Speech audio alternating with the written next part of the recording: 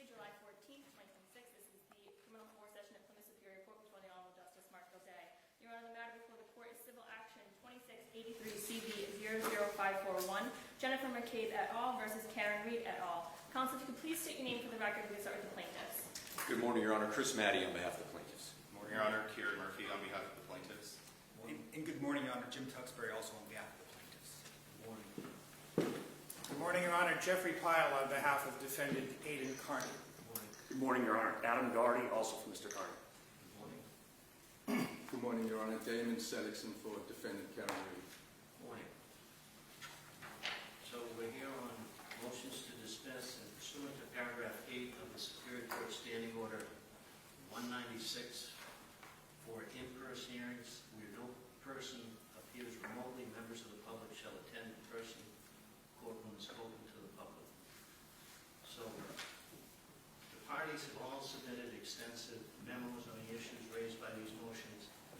I can't say at this point that I read every single transcript that was included with Attorney Sellickson's submission, but I have read and reviewed those that I believe to be necessary. And I have read all of the extensive briefing on the issues and the multiple affidavits, so please keep that in mind. I don't need a lot of background here. We all know the Duracraft framework to which the SJC has returned. There's two steps. First, have the respective defendants shown that the claims against them are based solely on protected petitioning activities. To survive this first stage, the defendants each must show that the challenge count has no substantial basis in conduct other than or in addition to their alleged petitioning activity. If a defendant cannot make such requisite showing, their special motion to dismiss is denied. If the threshold showing is made, we go on to step 2, which is have the plaintiff shown that a defendant's exercise of the right to petition lacked any factual support or basis in law and has caused the plaintiff's injuries. Now, on the first step, I only need to conduct a facial review of the amended complaint to identify which factual allegations serve as a basis for a particular claim. I may need to look at other documents in the anti-SLAPP record to determine whether these allegations fall within the statutory definition of petitioning activity. That's an objective assessment to be made based upon the documents before me without resort to judicial fact-finding. I say the standard simply so the rest of you don't have to repeat it. We all know it. We don't have to repeat it. So let me start off with a few questions. Let me start with Mr. Carney's attorneys. Who's going to, excuse me, let me start with the plaintiffs. Who's going to argue on behalf of the plaintiffs? I am. Okay, tell me this. Do the plaintiffs concede that Mr. Carney's actions were reasonably likely to enlist public participation? No, we do not. Okay, so does everyone have their copy of the amended complaint? Yes, Your Honor. Anyone not have it? So let's look at paragraph 106. If anyone doesn't have it, the clerk has some copies. So, See paragraph 106, Your Honor. 106, yeah.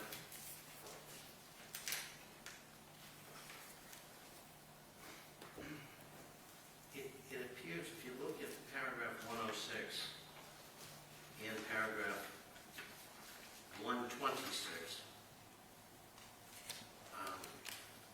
and these are the allegations of the plaintiffs, it does appear you're conceding that his actions were likely to enlist public participation.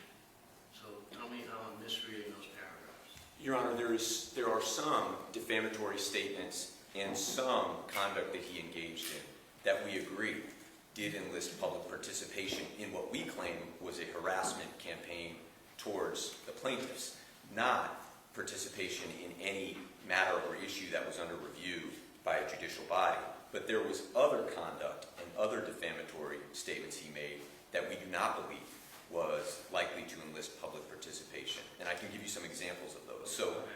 So for example, when Mr. Carney confronted Ms. McCabe and her family at a youth lacrosse game, he did that on his own in the setting confined by a lacrosse game and shouted "cop killer" at her and in the vicinity.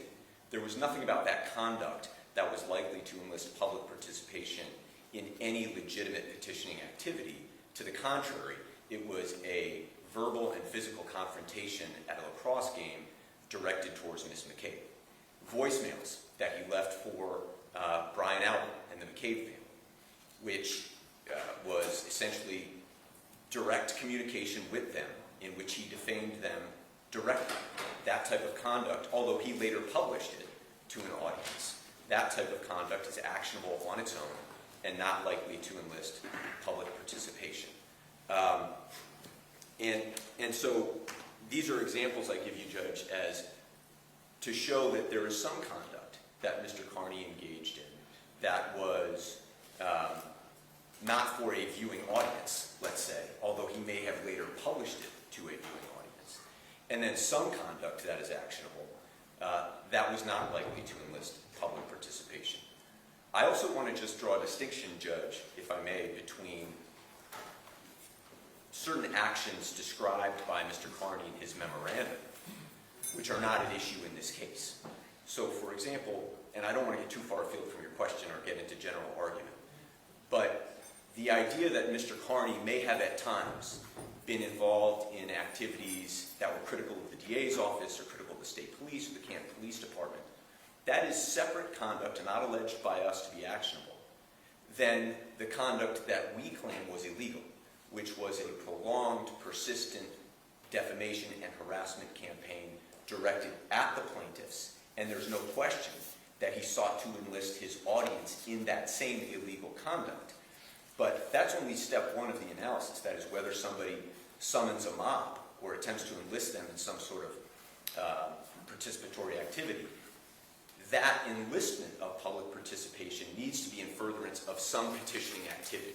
And that's where, we would argue nothing he was doing was petitioning. It's not enough to say, oh, I can make false accusations against private citizens and provoke others to outrage. Yes, he did do that. But that's not what the petitioning test is. The petitioning test is whether that was done in service of any legitimate petitioning activity, which, as we say extensively and as I'll argue later today, was not what he was doing. Let me ask a different question. Your opposition talks about Mr. Carney acting on Ms. Reed's behalf rather than his own. And one possible reading of Cardinal, which everyone seems to cite here, could be that the anti-SLAPP statute protects those looking to advance causes in which they believe, and that the publications may be protected even if they're not intended to protect the writer's own rights. So, if Cardinal does stand for that broad proposition, what do you say to Mr. Carney's affidavit that essentially says he was advocating for a cause he believed in? So, a couple of things in response. And I'll address the Cardinal case more substantively later. It is clear that what Cardinal stands for is what I think is a fairly unremarkable proposition, that a citizen who has an independent interest in a cause can engage in petitioning activity in support of that cause and invoke anti-SLAPP protections. That, I think, is true. What we allege, and what Mr. Carney seems to admit, is that this wasn't something he was doing independently on his own, that he wasn't seeking to engage in petitioning activity of his own, but in league with Ms. Reed, and in part for a financial motive. And so the reason that we think Cardinal is important, in addition to the fact that Cardinal involved direct petitioning activity to governmental agencies, which we don't have here, is because it suggests that part of the analysis is if somebody is petitioning for a cause, whether they have an independent interest in promoting that cause versus whether what they are in fact trying to do is act in service of another's interests, which is what we believe he was doing. Obviously, he was self-interested from our perspective in gaining notoriety, celebrity, and profit.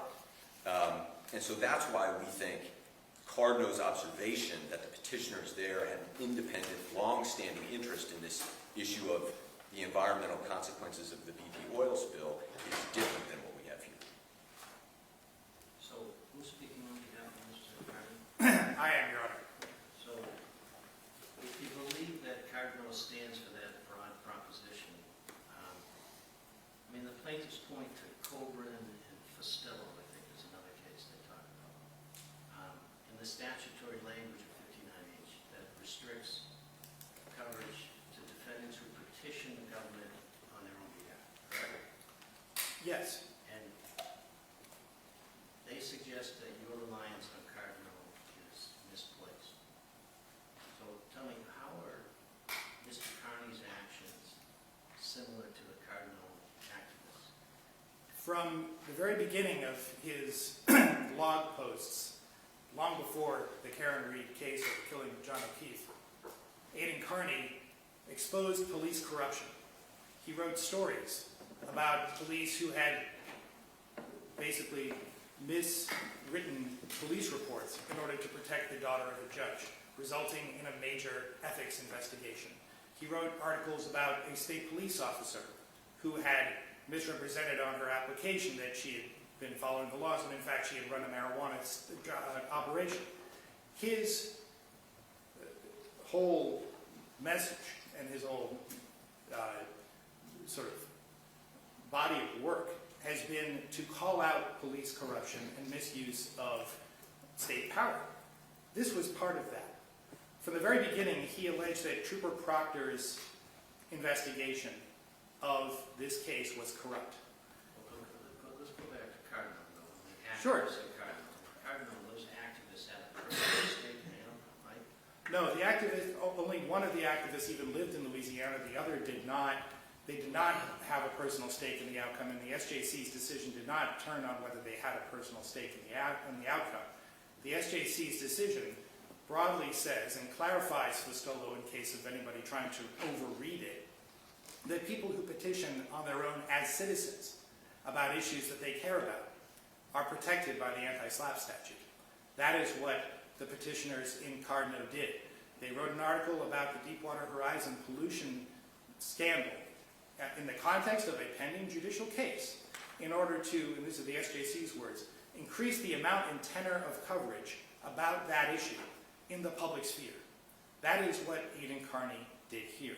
He is fully protected by the Cardinal case. Fostello and Coburn have to do with people who are under contractual obligations that made it such that they couldn't be deemed to be petitioning on their own behalf. Coburn involved a person who was retained as an expert for the government.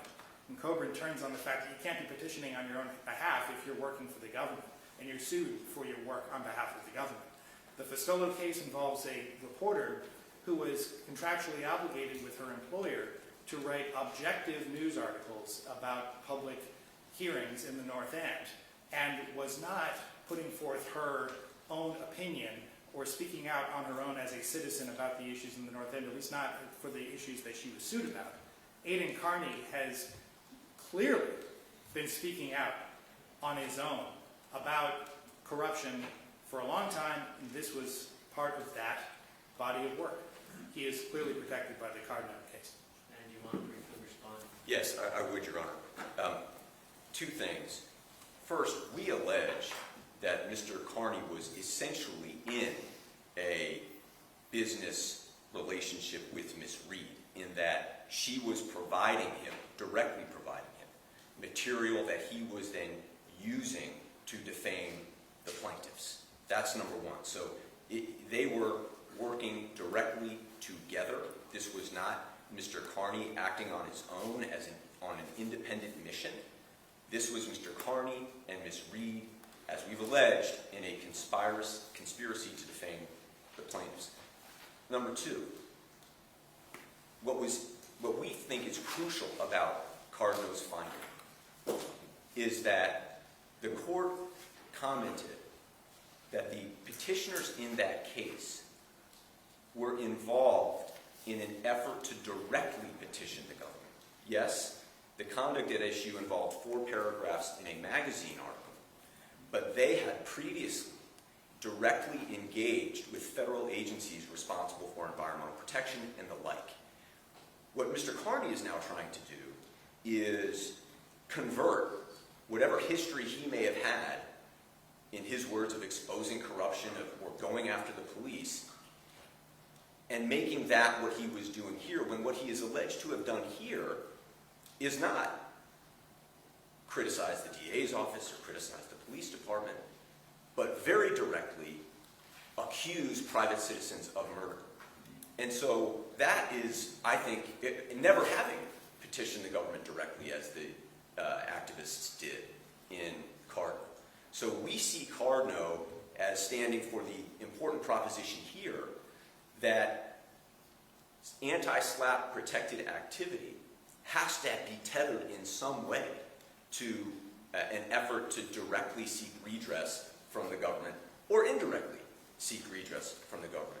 Here, Mr. Carney has not argued in any way that his false accusations against our clients that they had committed murder was a message that he conveyed to the government, that he intended to be conveyed to the government, that he had any mechanism for reporting to the government, and on the one occasion where he actually was given an opportunity to directly petition the government on the issues, he declined by invoking his rights under the Fifth Amendment because he believed, rightly so, that responding to inquiries in connection with any sort of petition would expose himself to criminal culpability.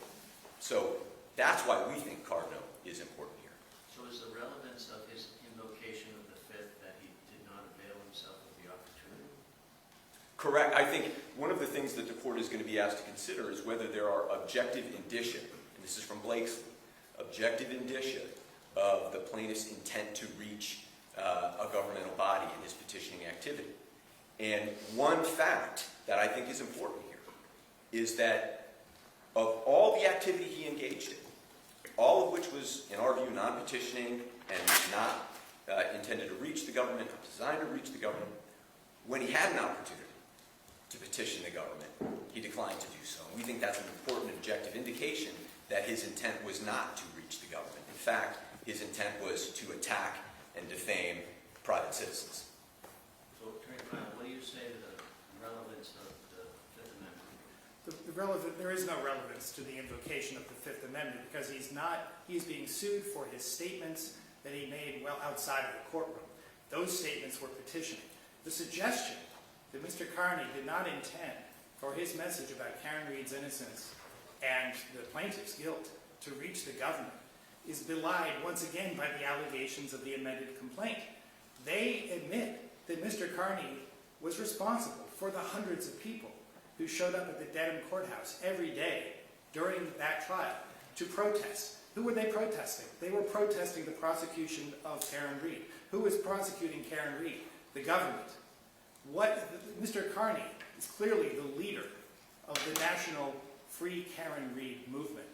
And what do the words Free Karen Reed mean?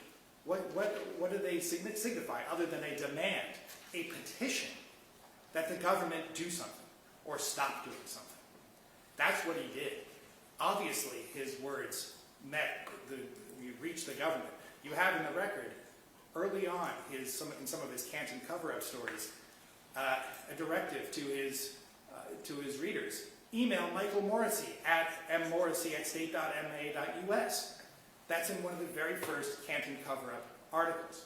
He says repeatedly that our presence protesting and doing standouts is intended to let the government know that we are watching and that we will not let an innocent person be railroaded. The anti-SLAPP statute doesn't extend just to speaking in court or petitioning the government directly as in filing a police report. It extends, and I know Your Honor knows this, to statements that are reasonably likely to enlist public participation in an ongoing judicial case. I would submit that Aidan Carney successfully enlisted the greatest degree of public participation in a judicial proceeding in the history of this Commonwealth. So, let's talk about whether Mr. Carney was doing it on his own behalf or for his reading. Yes. Plaintiffs